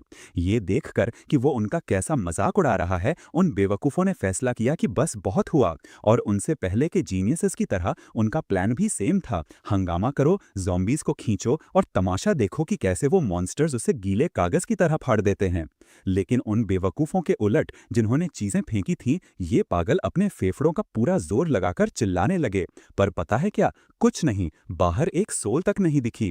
ये देखकर वे सब सन्न रह गए, क्योंकि आमतौर पर जरा सा शोर भी उन चीजों की पूरी भीड़ को खींच लाता था। लेकिन अब न जाने क्यों इतना शोर मचाने पर भी एक भी ज़ॉम्बी नहीं दिखा। उनके चेहरे देखकर लड़के ने उन्हें तसल्ली दी कि चिंता न करें, उनका वो बंदरों जैसा चिल्लाना बेकार नहीं गया है, उनकी मेहनत बहुत जल्द रंग लाने वाली है। इसके बाद वो बड़े आराम से पास की एक बिल्डिंग में चला गया और उन्हें यकीन दिलाया कि वो बस अभी आया। हाँ, उन बेवकूफ़ों को जरा भी अंदाजा नहीं था कि लड़के ने क्या कहा, और उन्हें लगा कि वो बस फिर से उनका मजाक उड़ा रहा है। लेकिन तभी उन्हें एक गड़गड़ाहट की आवाज़ सुनाई दी और पूरी बिल्डिंग अचानक हिलने लगी। ये आवाज़ सुनकर उन सब की डर के मारे हालत खराब हो गई। वे सोच रहे थे कि ऐसी कौन सी चीज़ हो सकती है जिससे पूरी बिल्डिंग हिल रही है। अगले ही पल बूम, एक विशालकाय म्यूटेटेड ज़ॉम्बी बाहर से सीधे उन्हें घूर रहा था। सीन कट होकर कुछ मिनट बाद का। लड़के की शॉपिंग आखिरकार खत्म हो गई थी और उसने उन बेवकूफ़ों वाली बिल्डिंग को पूरी तरह मलबे में बदल हुआ पाया था, लेकिन उस बिग गाय का कहीं अता पता नहीं था। तभी उसे पास से एक बच्चे के रोने की हल्की आवाज़ सुनाई दी। इसने उसे सच में शॉक में डाल दिया, क्योंकि ऐसी दुनिया में एक बच्चे का मिलना आखिरी चीज़ थी जिसकी उसने उम्मीद की थी। इसे चेक करने के लिए वो आवाज़ की तरफ बढ़ने लगा, ये सोचते हुए कि शायद कुछ सर्वाइवर्स किसी बिल्डिंग में पनाह लिए हों। आवाज़ का पीछा करते हुए वो आखिरकार उस जगह पहुंचा, लेकिन जब वहां पहुंचा तो जो नज़ारा उसका इंतजार कर रहा था उसे देखकर वो अवाक रह गया। वहां वो थी, एक औरत छत से लटकी हुई थी, उसका जबड़ा टूटा हुआ था और एक जिंदा बच्चा शायद भूख से धीरे धीरे रो रहा था। ये देखकर लड़का शौक में था, क्योंकि ऐसा लग रहा था कि उस औरत ने खुद अपनी जान ली थी, क्योंकि उसके शरीर पर जोर जबरदस्ती के कोई निशान नहीं थे। इससे भी बदतर ये था कि बच्चा अभी भी जिंदा था, फिर भी उसने न जाने क्यों ये रास्ता चुना, ये जानते हुए भी कि उसके बिना इस दुनिया में बच्चे के बचने के चांस न के बराबर थे। जैसे ही वो बच्चे को उठाने के लिए आगे बढ़ा, उसे वहां एक नोटबुक मिली। ये और भी हैरान करने वाला था। उसने सोचा, क्या इसमें उसके सवालों के जवाब हो सकते हैं? और जैसा उसने सोचा था उसमें उसके सवालों के जवाब थे। पता चला वो औरत अपने बच्चे के साथ उस जगह पर अकेली फंसी हुई थी, किसी के बचाने आने का इंतजार कर रही थी, लेकिन कोई नहीं आया। बिना खाने पानी के वो जानती थी कि वो ज्यादा टाइम तक सरवाइव नहीं कर पाएगी, लेकिन वो ये भी जानती थी कि जब कोई इंसान मरता है तो क्या होता है, वे उन मॉन्स्टर्स में बदल जाते हैं। इसलिए उसे डर था कि अगर ऐसा हुआ तो वो अपने ही बच्चे को नुकसान पहुंचा सकती है। इसलिए उसने अपने ही हाथों से अपने सारे दांत तोड़ डाले और अपने मुंह पर टेप लपेट लिया। इस तरह अगर वो टर्न भी जाती तो भी वो बच्चे को काट नहीं पाती। और उसने खुद को खत्म करने की तैयारी कर ली, एक आखिरी मैसेज के साथ। उसे उम्मीद थी कि जो भी बच्चे को जिंदा पाए वो उसे जीने देगा, भले ही वो जानती थी कि इस अपोकलिप्स में वो एक बोझ हो सकती है। लेकिन अगर वे उससे छुटकारा पाने का फैसला करते हैं तो उसने एक रिक्वेस्ट की कि वे उसे बाहर छोड़कर तड़पाएं नहीं, क्योंकि वो नहीं चाहती थी कि उसे ज़ॉम्बीज खा जाए। ये पढ़ने के बाद कि इस माँ को अपने बच्चे के लिए क्या-क्या सहना पड़ा, लड़के के दिल में गिल्ट और रिस्पेक्ट की मिलीजुली भावना जागी और उसने वादा किया कि वो उसे अपने साथ ले जाएगा, उसे सुरक्षित रखेगा और पक्का करेगा कि वो सरवाइव करे चाहे कुछ भी हो जाए। तभी न जाने कहां से एक बास्केटबॉल लुढ़कती हुई उसके सामने आई। इससे वो चौंक गया, लेकिन जैसे ही उसने ऊपर देखा, एक विशाल म्यूटेटेड मॉन्स्टर उसका चेहरा फाड़ने से बस कुछ इंच दूर था। तेजी से हटकर वो रास्ते से हट गया, लेकिन उसने ये भी नोटिस किया कि ये चीज न जाने क्यों अब तक के किसी भी ज़ॉम्बी से कहीं ज्यादा तेज थी। ऊपर से अगर ये चीज यहीं रह रही थी तो ये बच्ची इतने टाइम तक सरवाइव कैसे कर गई। तभी उसके दिमाग में एक खौफनाक ख्याल आया। इस खास क्रीचर के पास कुछ हद तक इंटेलिजेंस थी। वो इस रोते हुए बच्चे को एक लूर की तरह इस्तेमाल कर रहा था ताकि अनजान सर्वाइवर्स को फंसा सके और फिर उनके चीथड़े उड़ा सके। तभी उस चीज ने एक बार फिर उस पर झपट्टा मारा। लड़के ने ये भांपते हुए कि ये चीज बाकी ज़ॉम्बीज से कहीं ज्यादा खतरनाक है, तेजी से अपनी ब्लेड निकाली और एक ही साफ झटके में उस चीज को 2 टुकड़ों में काट डाला और इस प्रोसेस में 3 पॉइंट्स हासिल किए। भले ही वो चीज खत्म हो गई थी, वो अब भी चिंतित था, क्योंकि अगर ये क्रीचर्स इतनी जल्दी इस लेवल की इंटेलिजेंस डेवलप करने लगे हैं, इसका मतलब था कि वे और ज्यादा स्मार्ट होते जाएंगे, यानी हालात यहाँ से सिर्फ बदतर होने वाले थे। ऊपर से वो सोच रहा था कि आखिर उनके शरीर में इस तरह का म्यूटेशन शुरू किस वजह से हुआ, लेकिन जाहिर है उसने अपने उस शानदार पत्थर जैसे दिमाग का इस्तेमाल किया और इसका कारण ढूंढ निकाला। ये एक किताबों की दुकान थी, तो जाहिर है ज़ॉम्बी ने किताबें पढ़कर सीखा था। हाँ, इस बंदे को सच में ASAP एक इंटेलिजेंस स्टैट की जरूरत है। खैर, क्रीचर के शरीर के अंदर चमकते जेम को पूरी तरह नजरअंदाज करने के बाद और अपने उस जीनियस एक्सप्लेनेशन के लिए खुद की पीठ थपथपाने के बाद उसने वाई के लिए कुछ किताबें उठाने का फैसला किया और वहां से निकल गया। सीन कट होकर वापस उस रेगिस्तानी अंडरग्राउंड बेस पर एक व्यक्ति एक क्रिस्टल लेकर अंदर आया जो बिल्कुल वैसा ही दिख रहा था और डॉक्टर को रिपोर्ट करने लगा। उस व्यक्ति ने बूढ़े आदमी को बताया कि उन्हें ये चीज हाल ही में मारे गए एक ज़ॉम्बी के अंदर मिली। पता चला रिपोर्ट करने वाली एक और वाइफुटियास फीमेल थी जो सतह पर ज़ॉम्बीज के साथ जो हो रहा था वो सब समझा रही थी। उसने आदमी को बताया कि ये क्रीचर अचानक न जाने कहां से आ गया और उनके बेस पर हमला करने लगा। एक सोल्जर ने CSL-35 स्नाइपर राइफल का इस्तेमाल करके उस चीज पर एक क्लीन हेडशॉट लिया, लेकिन गोली उसके सिर के एक बड़े हिस्से को फाड़ती हुई निकल गई। फिर भी वो क्रीचर नहीं मरा और तेजी से बेस की तरफ बढ़ता रहा। इस वजह से उन्हें उस क्रीचर के सिर पर कई और शॉट्स लेने पड़े और सिर्फ तब जब उसका सिर पूरी तरह से नष्ट हो गया वो चीज गिरी। क्रीचर का निरीक्षण करने पर उन्हें उसके शरीर के अंदर ये चीज मिली और वे हैरान रह गए, क्योंकि आज तक पहले उन्हें जितने भी ज़ॉम्बीज मिले थे उन्हें सिर पर एक लोहे की रॉड जैसी मामूली चीज से मारा जा सकता था, लेकिन जिस रेट से ये चीजें इवॉल्व हो रही थीं, उसे डर था कि जल्द ही वे बेस को भी प्रोटेक्ट नहीं कर पाएंगे। डॉक्टर इस बात से सहमत था क्योंकि उनके सभी नेटवर्क बेसों में से सिर्फ ड्रैगन पैलेस बेस और गैलेक्सी बेस ही अभी रिस्पॉन्ड कर रहे थे। जहां तक बाकियों की बात थी, वे पूरी तरह से खामोश हो गए थे और किसी को नहीं पता था कि उनका क्या हुआ, लेकिन उसे शक था कि ये म्यूटेटेड क्रीचर्स ही उनके डार्क हो जाने की वजह हो सकते हैं। जैसे ही वो सोच रहा था कि क्या किया जाए, उस लड़की ने बूढ़े आदमी से कहा कि उसके पास एक आइडिया है जो शायद उन्हें बचा सकता है। पता चला एक टफ मिलिट्री लेडी होने के बावजूद वो अपने खाली टाइम में बहुत सारे नॉवेल्स पढ़ती थी और ज्यादातर ज़ॉम्बी से जुड़े नॉवेल्स में इसी क्रिस्टल का जिक्र था जिसे इवोल्यूशन के लिए एक जरूरी मटेरियल माना जाता था। उसने समझाया कि ह्यूमंस जब इन खास तरह के ज़ॉम्बीज को मारते हैं तो वे इन क्रिस्टल्स के अंदर की एनर्जी को एब्जॉर्ब कर सकते हैं और एक सुपर ह्यूमन लेवल तक इवॉल्व हो सकते हैं। हाँ, बूढ़े आदमी को उसकी आधी बातें भी समझ नहीं आई और वो बस उलझन में उसे घूरता रहा। अगले चैप्टर में एक प्रिंसेस ड्रेस पहने एक अजीब औरत बाहर कुछ आवाजें सुनकर अपने अपार्टमेंट की खिड़की से बाहर घूर रही थी। पता चला वो हमारा हीरो था जो बच्चे को लेकर अपने घर वापस जा रहा था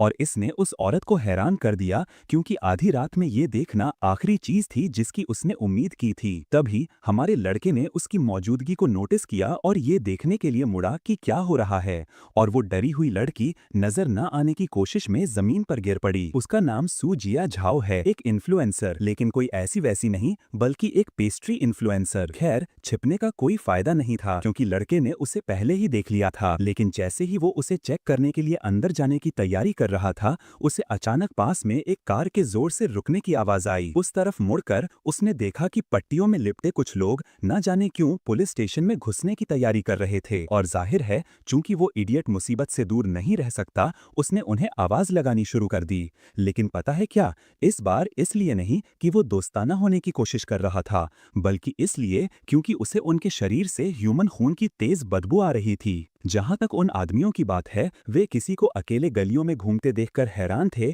और एक ने तो उसे खत्म करके उसका सामान लूटने का सुझाव दिया। लेकिन उनके स्क्वाड लीडर ने उन्हें ऐसा करने से रोक दिया, क्योंकि इससे हंगामा होता और ज़ॉम्बीज़ खींचे चले आते। उसने उन्हें याद दिलाया कि वे एक मिशन पर हैं और वो पहले आता है। जहां तक उस टकले ड्राइवर की बात है, उसके दिमाग में हमारे हीरो के लिए कुछ और ही प्लान थे। पता चला एक बार जब वे अपना मिशन पूरा कर लेते तो वो लड़के को अपनी कार के पीछे बांधने और ज़ॉम्बीज़ से उसका पीछा करवाने की प्लानिंग कर रहा था। हाँ, तो ऐसा नहीं हुआ। इससे पहले कि वो आदमी पलक भी झपका पाता, लड़का पहले ही उसके चेहरे के ठीक सामने था, वही शैतानी मुस्कान लिए, जैसे उसने उसके दिमाग को पढ़ लिया हो और उसे ट्राई करने की हिम्मत दे रहा हो। उसे घबराते देख उसने बॉल्डी से कहा कि डरे नहीं, वो बस हाय कहने आया था, और पूछा कि वे लोग क्या करने वाले हैं। लेकिन बॉल्डी जो अभी हुआ था उससे इतना डर गया था कि उसके मुंह से एक शब्द नहीं निकल पाया। तभी बाकी लोग बिल्डिंग से बाहर आ गए और लड़के को उनकी कार के पास खड़ा देखा, इसलिए उन्होंने तुरंत उसे पीछे हटने को कहा। जहां तक बॉल्डी की बात है, वो जानता था कि ये लड़का मुसीबत है, इसलिए उसने दूसरों से कहा कि अगर उन्हें वो मिल गया है तो उन्हें बस कार में बैठकर निकल जाना चाहिए। आदमियों ने कहा कि हाँ मिल गया और सामान अंदर रखने की तैयारी करने लगे। लेकिन उनमें से एक जो हमारे हीरो को लेकर उत्सुक था, उसने उससे रात में इस तरह घूमने का कारण पूछा और ये भी कि वो इतने टाइम तक सरवाइव कैसे कर गया। हाँ, शायद उसे ये सवाल नहीं पूछना चाहिए था, क्योंकि लड़के ने हमेशा की तरह एक बेवकूफ़ी भरा जवाब दिया।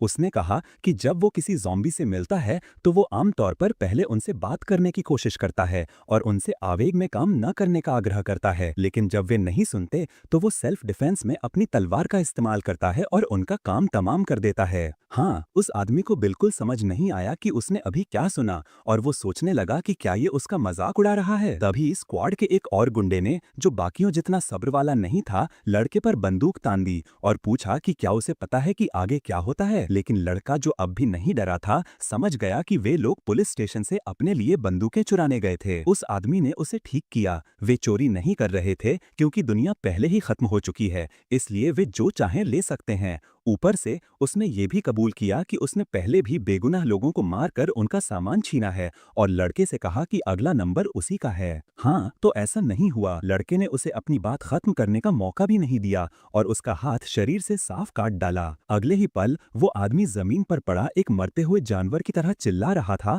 जबकि लड़के ने माफी मांगते हुए कहा कि उसका हाथ कभी कभी अपने आप चल जाता है। लड़के को ऐसा करते देख एक और गुंडे ने उसे खत्म करने के लिए अपना हथियार उठाया, लेकिन इससे पहले कि वो ट्रिगर छू पाता, लड़के ने उसे उसकी बंदूक समेत बीच से साफ 2 हिस्सों में काट डाला। इसके साथ सिर्फ 2 गुंडे खड़े बचे थे और वे भी जो उन्होंने अभी अभी देखा था, उसके बाद लड़के से आंख मिलाने से डर रहे थे। जहां तक उस टकले बॉल्डी की बात है, उसने उन्हें ये सब छोड़ने और कार में बैठने को कहा, क्योंकि वे पहले ही बहुत शोर कर रहे थे और जरा सा भी ज्यादा शोर ज़ॉम्बीज़ को उनकी तरफ खींचना शुरू कर देता। और जैसा उसे डर था, उन चीजों का एक झुंड सीधे उनकी तरफ दौड़ता हुआ आया। घबराकर बॉल्डी ने पेडल को जमीन से सटा दिया और बाकी सभी को पीछे मरने के लिए छोड़कर भाग निकला। जाते जाते वो लड़के से वादा कर गया कि वो अपने बॉस को सब कुछ बताने के बाद बदला लेने जरूर वापस आएगा। जहां तक बाकी 2 गुंडों की बात है, वे उस टकले बेवकूफ के पीछे चिल्लाए, उसे याद दिलाते हुए कि वो उन्हें लेना भूल गया है, लेकिन कोई फायदा नहीं हुआ। वो बहुत दूर जा चुका था और वे अब चारों तरफ से घिर चुके थे और भागने के लिए कोई जगह नहीं बची थी। जहां तक हमारे हीरो की बात है, उसने उनसे कहा कि वो बाकी का काम सिटीजन्स पर छोड़ता है कि वो खुद निपटा लें, क्योंकि वे उनके मोहल्ले में आए और पुलिस स्टेशन लूटा, और इसी के साथ वो उस जगह की छत पर कूद गया और उन 2 ठगों को अपना बचाव खुद करने के लिए छोड़ दिया। कोई और रास्ता न होने पर उन दोनों ने उन जीवों से उन्हें बचाने के लिए लड़के से भीख मांगने की कोशिश की, लेकिन बेशक जवाब नहीं था और उसने बस उन्हें गुड लक कहा और चलता बना। और इसी के साथ दोनों गूंज हर तरफ से घिर गए थे और पूरा इलाका उनकी चीखों से से गूंज उठा, क्योंकि जीव उन पर टूट पड़े, उन्हें चीर फाड़ कर रख दिया जबकि वे अभी भी जिंदा थे। मिस इन्फ्लुएंसर पर वापस आते हैं, जिसने बाहर का हंगामा देखा और इसे चेक करने का फैसला किया। करीब से देखने पर उसने देखा कि बहुत सारे ज़ॉम्बीज किसी पर हमला कर रहे थे और सोचा कि ये शायद पहले वाला वही मूर्ख लड़का था जिसने उनकी एग्रो को पकड़ने के लिए कुछ बेवकूफाना किया था। लेकिन बैम, वही मूर्ख अचानक उसकी खिड़की के ठीक सामने आ गया, उसकी जान निकाल दी। वो तुरंत फर्श पर गिर गई, सिर्फ उसके बेवकूफ चेहरे की वजह से नहीं, बल्कि इसलिए क्योंकि उसका अपार्टमेंट 3rd फ्लोर पर था और ये बेवकूफ किसी तरह उसकी खिड़की के बाहर ऐसे तैर रहा था जैसे कुछ हुआ ही नहीं। पता चला कि वो तैर नहीं रहा था, वो एसी यूनिट पर बैठा था और अपने दिमाग के बचे हुए हिस्से को जला रहा था। उसने मान लिया कि लड़की शायद चल रहे पूरे अपोकलिप्स से डर गई थी, लेकिन चूंकि वो अभी उससे बहुत ज्यादा डरी हुई थी, इसलिए उसने जाने का फैसला किया और उसे शांत होने के लिए थोड़ा समय दिया। और अंदाजा लगाओ कि उसका प्लान क्या था। उसे ये दिखाने के लिए कि वो एक अच्छा लड़का है, वो रोज उसे देखने वापस आने वाला था, उसकी खिड़की के बाहर ठीक इसी तरह बैठता और मुस्कुराता जब तक वो उस पर भरोसा नहीं कर लेती। हाँ बड़ी, पक्का यकीन है कि इसे स्टॉकिंग कहते हैं और ये इल्लीगल भी है। जहां तक लड़की की बात है, उसने धीरे धीरे एक चाकू के लिए हाथ बढ़ाया, जिस पल उसे एहसास हुआ कि उसे देख लिया गया है। पता चला कि वो इतने समय से छिपी हुई थी क्योंकि वो उसी बिल्डिंग में रहने वाले कुछ लोगों से डरी हुई थी, जिन्होंने शायद दूसरी औरतों के साथ कुछ भयानक किया था और उसे डर था कि वो उनके साथ था। इस वजह से उसने खुद को खोजे जाने से मना कर दिया और यहाँ तक कि अगर नौबत आई तो अपनी जान देने को भी तैयार थी ताकि वे उसके शरीर पर हाथ न डाल सकें। हैंग सिटी शू गार्डन्स पर कट टू, जहां एक खूनी कार अभी अभी चीखते हुए रुकी थी। पता चला कि ये वही बॉल्डी था जो अपने बॉस को जो कुछ हुआ उसके बारे में रिपोर्ट करने आया था। ये डिस्काउंट माफिया जैसा दिखने वाला मूर्ख हुआन दाफू नाम का एक आदमी है, जिसे मैड वुल्फ के नाम से भी जाना जाता है। उसे इस तरह घबराते हुए देखकर उस लड़के ने पूछा कि क्या हो रहा है। बॉल्डी ने उसे सब कुछ बताना शुरू कर दिया, लेकिन बिल्कुल सब कुछ नहीं, क्योंकि उसने बताया कि उन पर सर्वाइवर्स के एक ग्रुप ने हमला किया था, जिन्होंने उन गन्स पर हाथ डालने के बाद उन्हें एम्बुश किया और ज़ॉम्बीज को अपनी लोकेशन पर लूर किया ताकि वे उन गन्स को खुद के लिए छीन सकें। चूंकि उन जीवों में से बहुत ज्यादा थे, इसलिए बाकी लोग समय पर भाग नहीं पाए और सिर्फ वो किसी तरह अपनी जान बचाकर भागने में कामयाब रहा। हाँ, वो जानता था कि उसने एक जुआ खेला था, लेकिन अगर उस आदमी को सच पता चल जाता कि उसने उन सबको छोड़ दिया तो उसका काम तमाम हो गया था। चूंकि अंदाजा लगाओ क्या, इस लड़के के पास सुपर ह्यूमन स्ट्रेंथ थी और वो इतना स्ट्रांग था कि वो आसानी से दीवारों को मुक्का मार सकता था और यहाँ तक कि पत्थरों को नंगे हाथों से कुचल सकता था। जैसे ही वो ये सब सोच रहा था, उसने उस आदमी को पूछते हुए सुना कि अगर ऐसा था तो वो बाकी लोगों के साथ वहां क्यों नहीं मर गया। हाँ, बॉल्डी जानता था कि अगर उसने जल्दी से कोई अच्छा बहाना नहीं बनाया तो उसका काम तमाम हो जाएगा। तो कांपती हुई आवाज में उसने कहा कि वो सिर्फ इसलिए भागा क्योंकि वो एक लॉयल ड्राइवर के रूप में उसकी सेवा करना चाहता था। बेशक वो आदमी ये नहीं मान रहा था, लेकिन उसकी किस्मत अच्छी थी। उसने उसे वहीं गला घोटकर नहीं मारा और उसे बस दफा हो जाने को कहा। उसके जाने के बाद उसने हर चीज पर सोचना शुरू कर दिया, क्योंकि अगर उस लड़के ने जो कहा वो आंशिक रूप से भी सच था तो इसका मतलब था कि उनके पास कुछ कंपटीशन था। उसका प्लान इस पूरे विला डिस्ट्रिक्ट को साफ करना था, इसे अपने बेस ऑफ ऑपरेशंस में बदलना था और फिर बाहर की ओर विस्तार करना था। लेकिन इस नए डेवलपमेंट के साथ उसने अभी के लिए रुकने का फैसला किया और अपना अगला कदम उठाने से पहले इन लोगों के बारे में और जानने का फैसला किया। हमारे हीरो की जगह पर वापस और ग्रैंडमा सूगन उन बीजों को लगाने में बिजी थी और उन्होंने देखा कि उन्हें शायद और की जरूरत होगी। जहां तक दो बूढ़े आदमियों की बात है, वे लकड़ी के तख्तों से फेंसेस को मजबूत कर रहे थे। उम्मीद है कि ये ज़ॉम्बीज का व्यू ब्लॉक करने और उन्हें अंदर आने से रोकने के लिए काफी होगा। उधर मिस लियांग यान वाई को ट्यूटर करने में बिजी थी। उसे बता रही थी कि इस नई दुनिया में इंग्लिश सीखना बेकार है, इसके बजाय वे मैथ, फिजिक्स और केमिस्ट्री पर फोकस करेंगे, वो असली ज्ञान जो इस दुनिया में सच में मायने रखता था। तभी किताबों का एक पूरा ढेर वाई के ठीक सामने टेबल पर पटक दिया गया, जिससे बेचारी लड़की चौंक गई। और बेशक ये हमारा हीरो था, जो पूरी रात की मस्ती के बाद अभी अभी वापस आया था और मुस्कुराते हुए चेहरे के साथ लड़की से कहा कि किसी भी चीज की चिंता न करे, क्योंकि वो उसके लिए और किताबें ले आया है ताकि वो ठीक से पढ़ाई कर सके।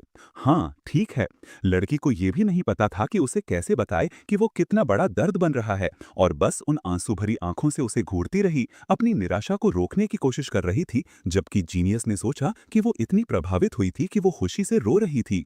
तभी बच्चा रोने लगा और इसने सबका ध्यान खींचा। उत्सुक मिस मिल ने पूछा कि उसने एक अपोकलिप्स के बीच में एक बच्चा कहां से ढूंढा।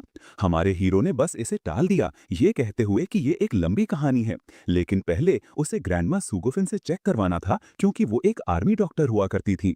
जहां तक खुद महिला की बात है, वो बच्चे के रोने की आवाज सुनते ही दौड़ती हुई आई और लड़के से पूछा कि क्या हो रहा है और उसने बच्चे को कहां पाया।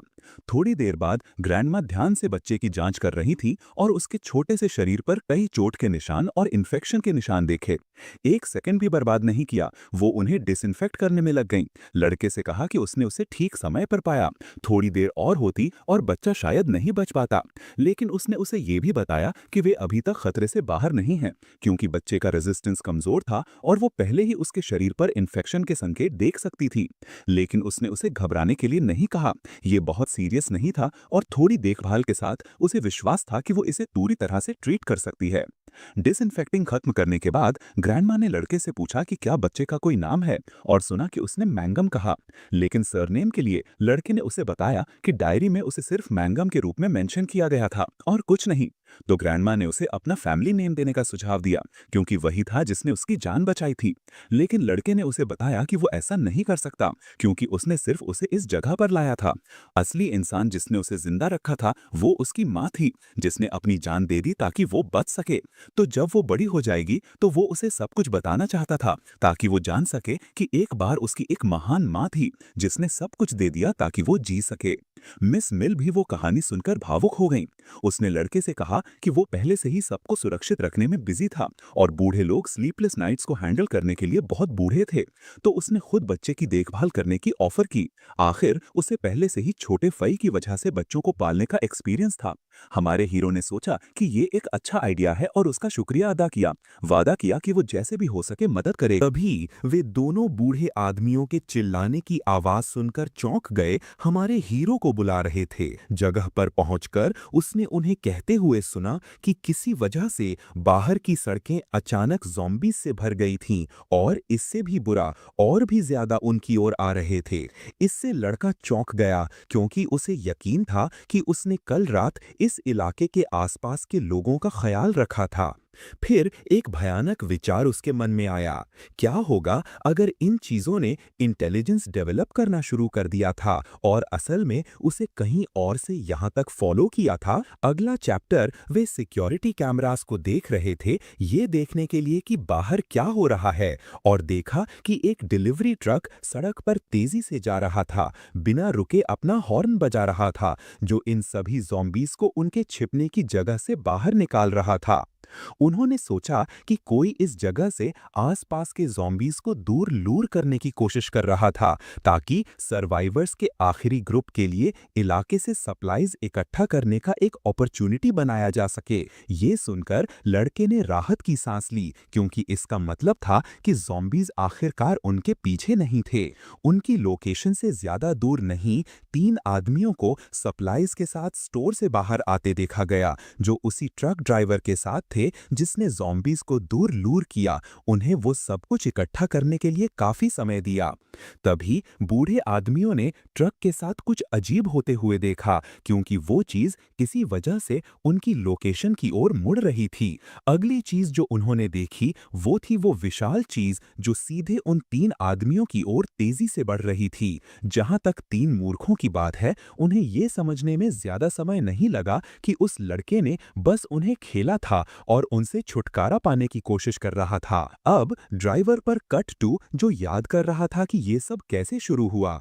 जब एपोकलिप्स शुरू हुआ तो वो अपनी पत्नी और बेटी के साथ अपने घर पर था, लेकिन चूंकि उनके पास राशंस खत्म हो रहे थे, इसलिए उसने बाहर जाकर कुछ सप्लाईज खोजने का फैसला किया और उन दोनों को घर पर छोड़ दिया। लेकिन उसे जल्द ही पता चला कि ये उतना आसान नहीं था जितना उसने सोचा था। बाहर निकलने के कुछ ही समय बाद वो ज़ॉम्बीज के एक पैक द्वारा पीछा किया जाने लगा।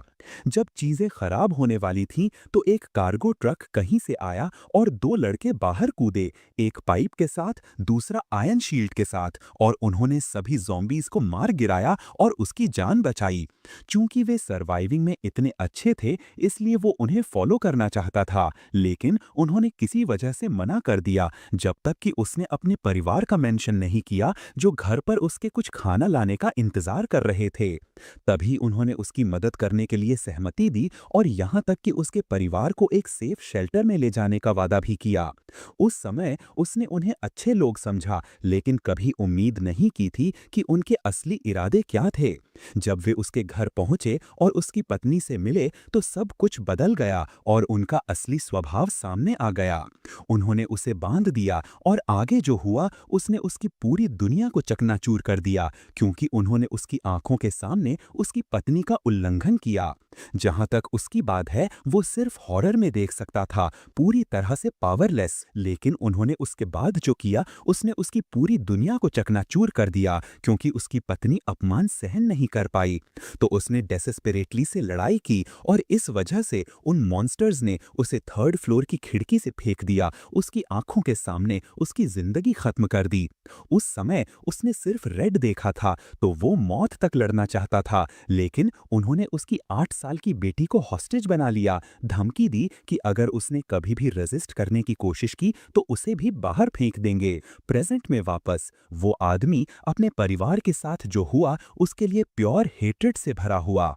उसके दिमाग में सिर्फ एक ही चीज थी, उन्हें सीधे हेल भेजना। बिना सोचे समझे उसने पेडल पर अपना पैर पटक दिया और फुल स्पीड पर ट्रक को सीधे उन तीनों में घुसा दिया। एक ब्रूटल क्रैश में सब कुछ खत्म कर दिया। एक्सप्लोजन सुनकर हमारा हीरो बाहर दौड़ा ये देखने के लिए कि क्या हो रहा है, और देखा कि ज़ॉम्बीज का एक पूरा झुंड ट्रक पर चढ़ रहा था, अंदर ड्राइवर तक पहुंचने की कोशिश कर रहा था। और उनसे लड़ने की कोशिश करने के बजाय उसने असल में उन्हें बुलाया, ज़ॉम्बीज से कहा कि वे उसके नेबरहुड से बाहर निकल जाएं, क्योंकि वे बहुत ज्यादा शोर कर रहे थे और शांति भंग कर रहे थे। उसने ये भी कहा कि यहाँ एल्डरली पीपल और किड्स रहते हैं। हाँ, इस बार तो ज़ॉम्बीज भी लड़के ने जो कहा उसे सुनकर डम्बफाउंडेड रह गए, और अगली चीज जो लड़के ने देखी वो थी कि वे सब उसकी ओर दौड़ रहे थे। तो सेल्फ डिफेंस में उसने अपना भरोसेमंद फ्रॉस्टोर निकाला और उन सब को काटना शुरू कर दिया। उधर दो बूढ़े मिलिट्री ऑफिसर्स जो लड़के को लड़ते हुए देख रहे थे, अपनी आंखों पर विश्वास नहीं कर पा रहे थे और सोच रहे थे कि एक ह्यूमन बीइंग इतना स्ट्रांग और फास्ट कैसे हो सकता है। चूंकि मिलिट्री में भी वे कभी किसी ऐसे इंसान से नहीं मिले थे जो इस लड़के के आधे भी स्किल्ड हों, और इससे पहले कि वे जानते उसने बिना पसीना बहाए सभी ज़ॉम्बीज को मार गिराया। जब ये काफी सेफ हो गया तो उसने ड्राइवर को वापस उठाया और ग्रैंडमा सुदीफन से उसे देखने को कहा, और महिला ने उसे बताया कि उसकी जान खतरे में नहीं है, उसे बस मामूली चोटें आई थीं और शायद वो ठीक हो जाएगा। ये सुनकर लड़के ने राहत की सांस ली, क्योंकि अंदाजा लगाओ क्या, अगर वो आदमी मर गया होता तो वो होता जो उसके द्वारा किए गए मेस को साफ कर रहा होता। बेचारे बूढ़े लोगों को तो ये भी समझ में नहीं आ रहा था कि अब क्या सोचें उसके मुंह से ये शब्द सुनकर, और बस उसे पूरी तरह से स्पीचलेस होकर घूरते रहे। तभी वो आदमी अचानक अपनी आंखें खोलता है और उसके मुंह से पहली चीज जो निकलती है वो ये थी कि वो पूछ रहा था कि क्या वो हेवन में है, लेकिन हमारे हीरो ने उसका वो बबल फोड़ दिया, समझाते हुए कि वो सनशाइन रेजिडेंशियल एरिया में था, हेवन में नहीं। और चूंकि वही था जिसने उनके घरों के बाहर वो सारा केओस पैदा किया था, इसलिए लड़के ने उसे अपने फैनी से उठकर सफाई शुरू करने का सुझाव दिया, इससे पहले कि उन ज़ॉम्बीज की बदबू पूरे नेबरहुड को खराब कर दे। उठकर उस आदमी ने अपना परिचय चैन ही एक नेटवर्क मेंटेनेंस वर्कर के रूप में दिया और लड़के का उसकी जान बचाने के लिए शुक्रिया अदा किया। लेकिन वो यहाँ नहीं रह सकता था क्योंकि उसे अभी भी अपनी बेटी को हाइडआउट से बचाने जाना था। हाँ, लड़के ने बस सोचा कि वो एक बहाना बना रहा है और सफाई उस पर डाल रहा है, तो उसने उस लड़के से कहा कि वो रेस्क्यू मिशन का ख्याल रखेगा जबकि वो सड़कों की सफाई पर फोकस करेगा। खैर, आज के लिए बस इतना ही दोस्तों। मुझे उम्मीद है कि आपको ये पसंद आया होगा। अगर हाँ, तो कृपया वीडियो को एक थम्स अप दें और अगर आप जानना चाहते हैं कि आगे क्या होता है तो सब्सक्राइब बटन दबाएं।